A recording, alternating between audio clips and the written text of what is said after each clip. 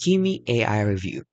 Let's get started. So Kimi AI, developed by Beijing-based startup, which is called Moonshot AI, is a model chatbot and LLM that processes text, images, and even code. It uniquely supports extreme long context conversations, live web retrieval, and fast responses via tiered subscription plans.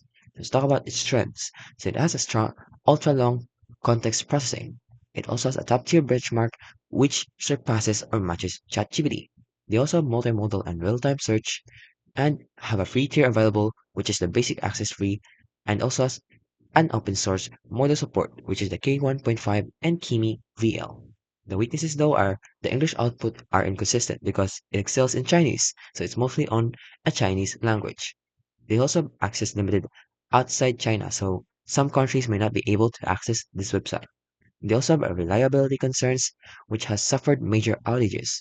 They also have limited privacy transparency, which can cause some data use and regional policies. And lastly, they have crypto token risk. So it's associated with Kimi AI token, which is flagged as an opaque and speculative. So in conclusion, Kimi AI is powerful and a cutting edge, especially for Chinese users and technical workloads.